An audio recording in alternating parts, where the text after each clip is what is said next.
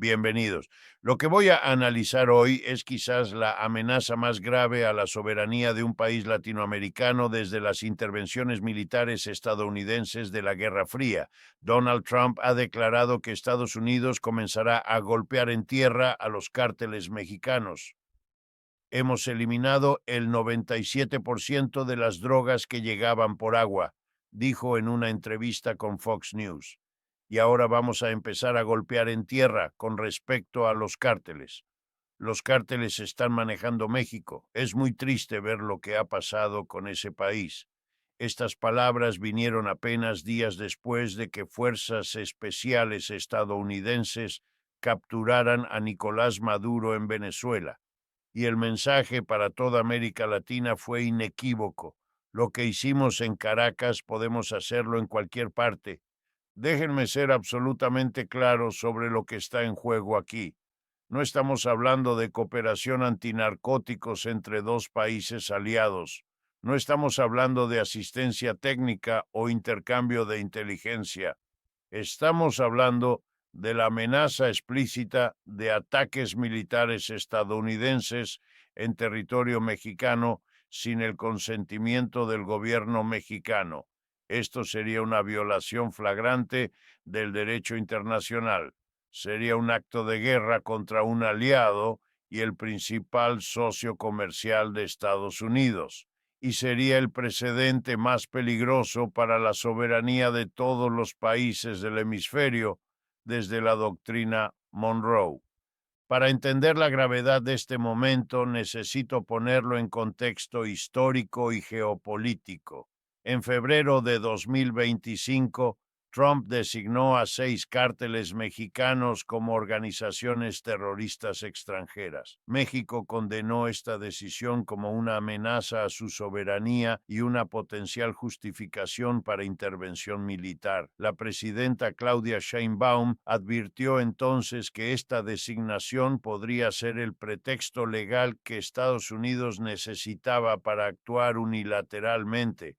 Un año después, esas advertencias se están convirtiendo en realidad. En diciembre de 2025, Trump fue más lejos.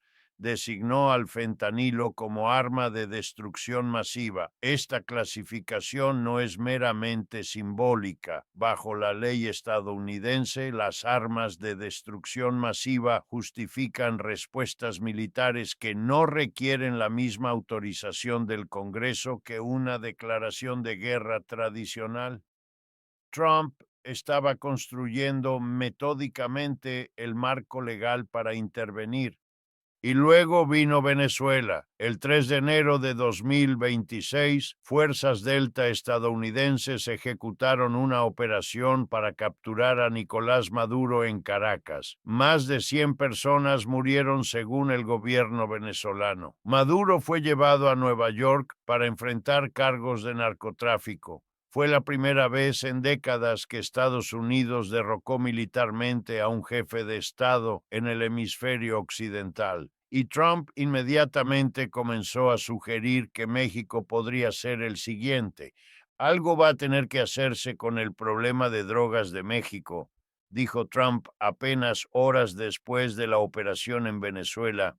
Le ofrecía a la presidenta Sheinbaum asistencia estadounidense para eliminar a los cárteles, pero ella rechazó. Está muy asustada de ellos. Esta caracterización de Sheinbaum como asustada es deliberada. Trump está tratando de presentar a México como un Estado fallido incapaz de manejar sus propios problemas, un país tan dominado por organizaciones criminales que necesita que Estados Unidos intervenga para salvarlo. La realidad, como siempre en la retórica trumpista, es mucho más compleja. México no es un estado fallido, es la 10ª economía más grande del mundo, tiene instituciones que funcionan, elecciones democráticas, un sistema judicial, fuerzas armadas profesionales. Los cárteles son un problema grave y real, pero no controlan el país en el sentido que Trump sugiere, y la respuesta a ese problema No puede ser una intervención militar extranjera que violaría la soberanía mexicana y probablemente empeoraría la situación. Déjenme explicarles por qué la intervención militar no resolvería el problema de los cárteles, porque esto es crucial para entender lo absurdo de la propuesta de Trump. Los cárteles mexicanos no son organizaciones terroristas tradicionales con estructuras jerárquicas simples que pueden decapitarse eliminando a sus líderes. Son redes económicas complejas que emplean, según estudios académicos, entre 160,000 y 185,000 personas en todo el país. Están integrados en las economías locales de muchas regiones. Proporcionan empleos en áreas donde el Estado ha fallado en crear alternativas. Tienen penetración profunda en fuerzas policiales locales, gobiernos municipales y, en algunos casos, estructuras estatales. México ya intentó la estrategia de decapitación durante más de una década. Desde 2007, con apoyo estadounidense de inteligencia y equipo, las fuerzas mexicanas arrestaron o mataron a docenas de líderes de cárteles. El resultado no fue la eliminación del narcotráfico, fue la fragmentación. Los cárteles grandes se dividieron en organizaciones más pequeñas y más violentas. El Cártel de Jalisco Nueva Generación, hoy el más poderoso, está compuesto por aproximadamente 90 organizaciones diferentes, el doble de las que tenía hace apenas unos años. Cada fragmentación trae guerras territoriales. Cada guerra territorial trae más violencia, más muertos, más desplazados. El caso del cártel de Sinaloa ilustra perfectamente este patrón. El año pasado, traficantes mexicanos, aparentemente coordinando con autoridades estadounidenses, capturaron a Ismael El Mayo Zambada, uno de los líderes históricos del cártel, y lo llevaron a Nuevo México. El resultado no fue el debilitamiento del cártel, fue una guerra interna que ha dejado miles de muertos y desaparecidos. La intervención, lejos de resolver el problema, lo multiplicó exponencialmente. Imaginen ahora lo que pasaría si Estados Unidos comenzara a lanzar ataques con misiles y drones contra laboratorios de fentanilo, supuestas sedes de cárteles y rutas de contrabando en territorio mexicano. Primero, habría víctimas civiles. Los cárteles no operan en bases militares aisladas. Operan en ciudades, pueblos, comunidades donde viven millones de personas ordinarias. Cualquier ataque tendría lo que el Pentágono llama eufemísticamente daño colateral. Segundo, habría una explosión de nacionalismo mexicano que uniría al país contra Estados Unidos. La fuerza del nacionalismo mexicano no debe subestimarse. México recuerda perfectamente que Estados Unidos le robó la mitad de su territorio en 1848. Una intervención militar reviviría esas memorias históricas y haría imposible cualquier cooperación futura. Sheinbaum o cualquier presidente mexicano que pareciera aceptar o tolerar ataques estadounidenses sería políticamente destruido. Tercero, la cooperación actual en migración y seguridad colapsaría. Uno de los pocos logros reales de la administración Trump ha sido reducir los cruces fronterizos a niveles históricos. Esto fue posible porque México cooperó desplegando miles de soldados en su frontera sur para interceptar migrantes, aceptando que solicitantes de asilo esperen en territorio mexicano, compartiendo inteligencia sobre rutas de tráfico. Si Estados Unidos ataca a México, esa cooperación termina instantáneamente, los cruces fronterizos se dispararían. Trump perdería exactamente lo que dice querer proteger. Y cuarto, la relación comercial se devastaría. México es el principal socio comercial de Estados Unidos. El intercambio supera los 800,000 millones de dólares anuales. Miles de fábricas estadounidenses dependen de componentes mexicanos. Millones de empleos estadounidenses dependen de este comercio. Un ataque militar provocaría represalias económicas que dañarían a ambas economías, pero el daño político para Trump sería incalculable cuando los precios suban y los empleos desaparezcan. Entonces, ¿por qué Trump sigue amenazando con algo que sería tan contraproducente? La respuesta tiene múltiples capas que necesitamos examinar. La primera capa es política doméstica. Trump ha construido su carrera política sobre el miedo al otro, ya sean inmigrantes, drogas o países extranjeros. México es el villano perfecto para su narrativa. Está cerca, es visible, tiene problemas reales con el crimen organizado que pueden exagerarse para crear pánico. Las amenazas contra México movilizan a su base electoral, aunque nunca se cumplan. La segunda capa es la doctrina Monroe reimaginada, lo que algunos analistas llaman la doctrina Don Roe. Trump genuinamente cree que el hemisferio occidental es territorio estadounidense, donde Washington tiene derecho a intervenir a voluntad. La operación en Venezuela lo confirmó.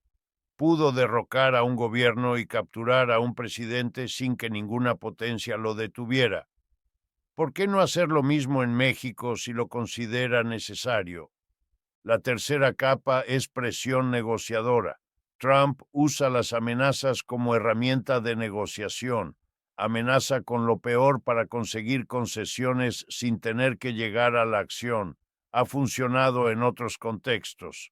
Amenazó a México con aranceles y consiguió cooperación migratoria. Amenazó a Colombia y eventualmente Petro vino a la Casa Blanca.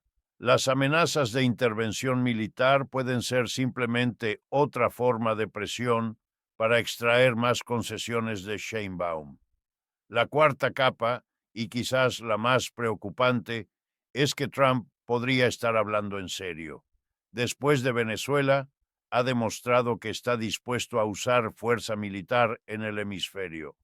Los asesores que lo rodean, particularmente el secretario de Estado Marco Rubio, son halcones que ven la intervención militar como herramienta legítima de política exterior. La presión de grupos anti-inmigración y antidrogas dentro de su base es constante y Trump tiene un historial de convertir retórica extrema en acción. Ahora quiero examinar cómo ha respondido México a estas amenazas, porque la respuesta de Sheinbaum revela tanto las fortalezas como las vulnerabilidades de la posición mexicana. Por un lado, Sheinbaum ha sido firme en defender la soberanía mexicana. Es necesario reafirmar que en México manda el pueblo y que somos un país libre y soberano. Cooperación, sí; subordinación e intervención, no. Ha propuesto reformas constitucionales para fortalecer las protecciones contra operaciones extranjeras no autorizadas. Ha rechazado categóricamente cualquier presencia militar estadounidense en territorio mexicano. Al mismo tiempo, Sheinbaum ha intentado calmar las tensiones ofreciendo cooperación intensificada. Desde que Trump asumió el poder, México ha transferido a 92 miembros de alto perfil de cárteles a Estados Unidos. Ha desplegado miles de soldados en la frontera norte para interceptar narcóticos y migrantes. Ha compartido inteligencia sobre operaciones de tráfico.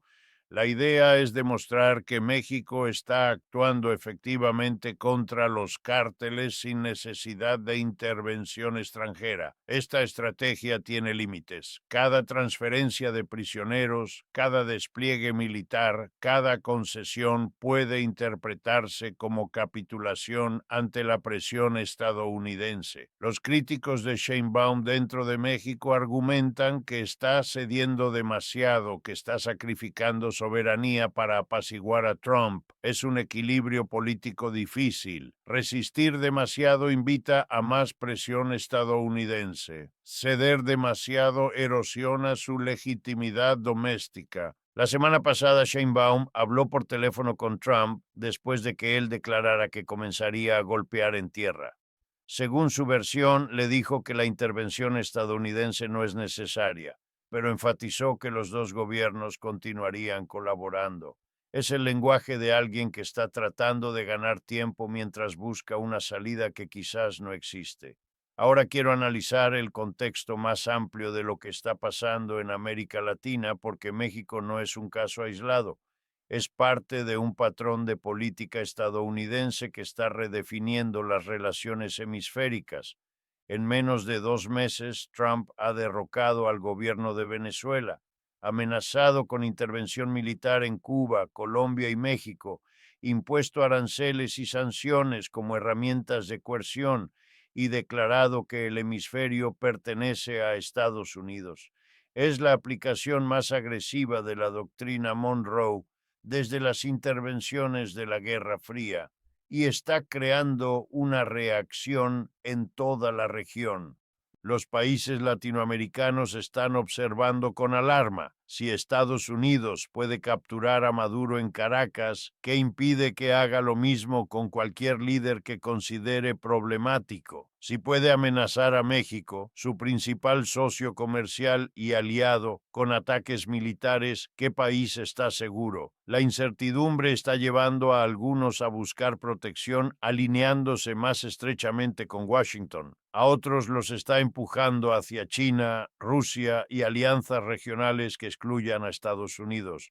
Brasil, bajo Lula, ha expresado preocupación por la intervención en Venezuela. Colombia, después de las tensiones con Petro, está en una posición incómoda. Argentina, bajo Milei, se ha alineado con Washington, pero incluso ahí hay límites a lo que la opinión pública aceptará. Cuba está siendo estrangulada económicamente con amenazas de más por venir. El Caribe teme ser el próximo escenario de operaciones militares estadounidenses.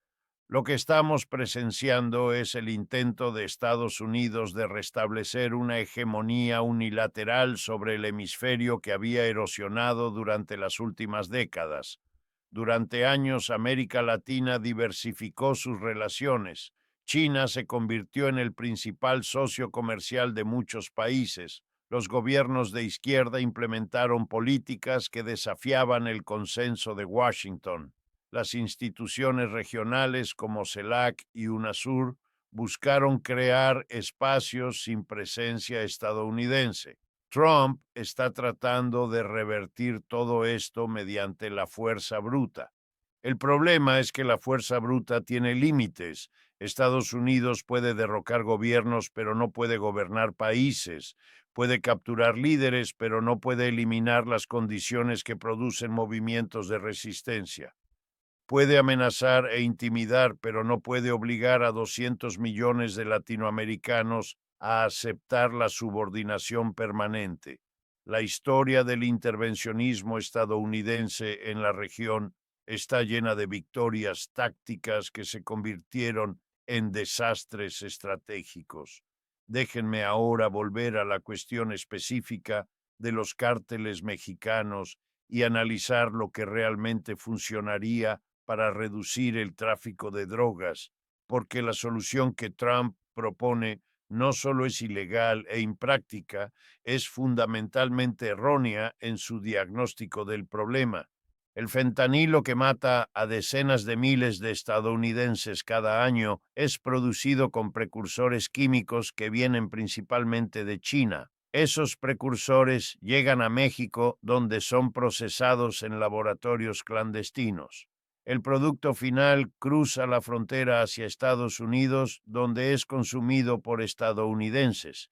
En cada paso de esta cadena hay responsabilidades compartidas que Trump ignora.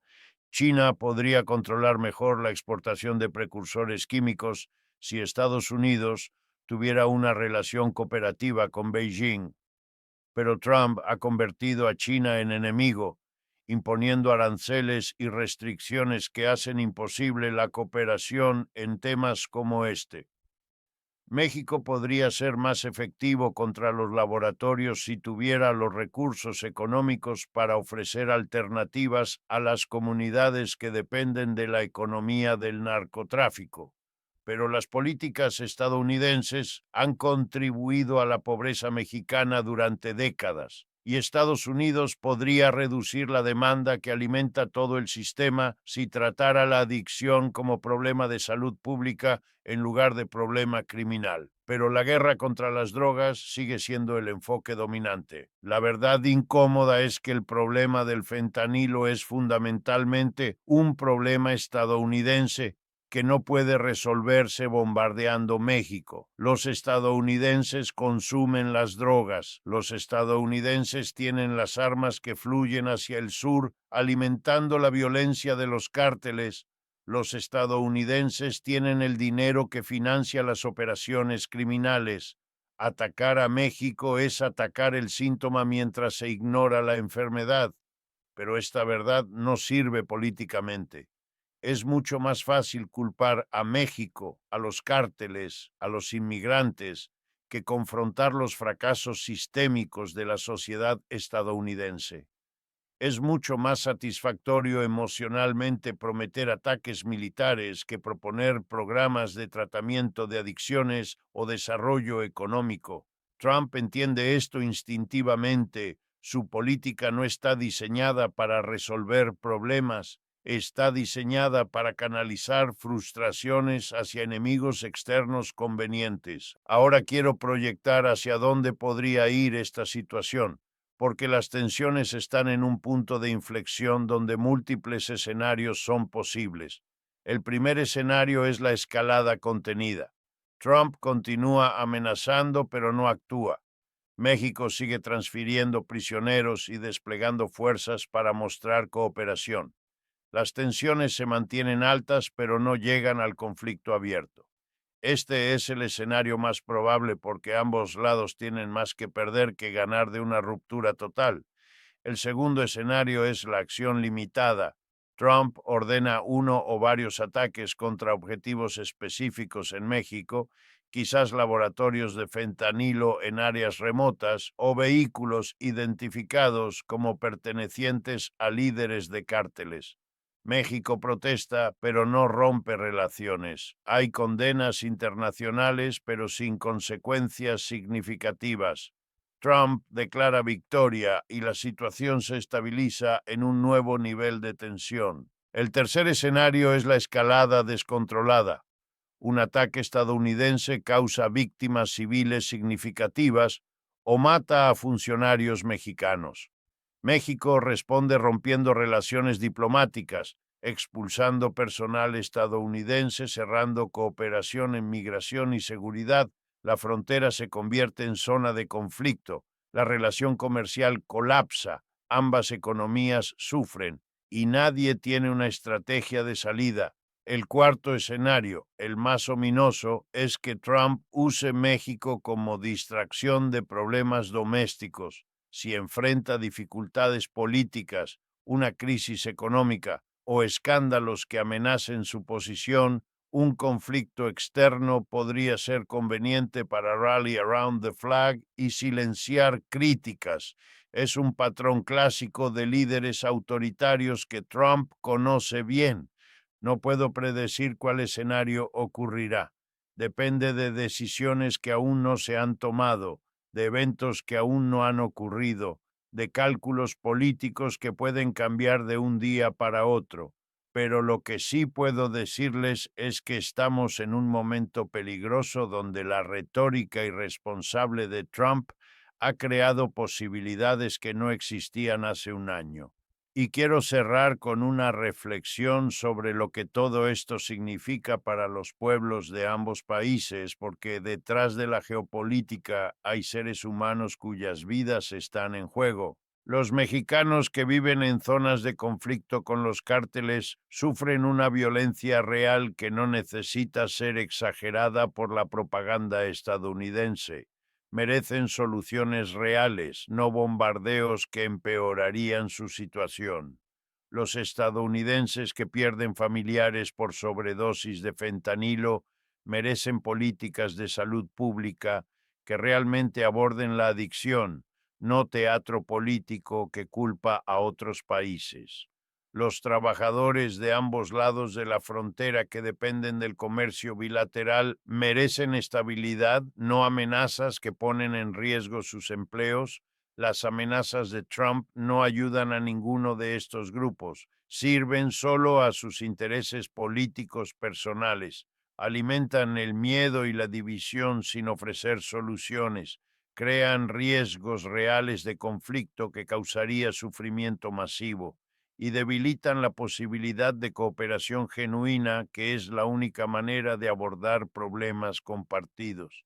México y Estados Unidos tienen una relación compleja forjada por la geografía, la historia y la economía. Esa relación ha incluido conflictos, robos territoriales, intervenciones, resentimientos que persisten hasta hoy, pero también ha incluido cooperación, intercambio cultural, lazos familiares que cruzan fronteras. Millones de mexicoamericanos viven en Estados Unidos. Miles de estadounidenses viven en México. Las economías están tan entrelazadas que una guerra dañaría a ambos pueblos incalculablemente. La pregunta que debemos hacernos no es si Trump cumplirá sus amenazas, es qué tipo de relación queremos entre estos dos países y estos dos pueblos. ¿Una basada en la dominación y el miedo? ¿O una basada en el respeto mutuo y la cooperación genuina?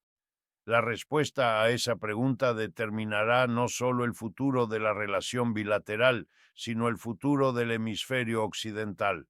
Manténganse informados, manténganse críticos y nunca olviden que las palabras de los líderes tienen consecuencias reales para personas reales. Nos vemos en el próximo análisis.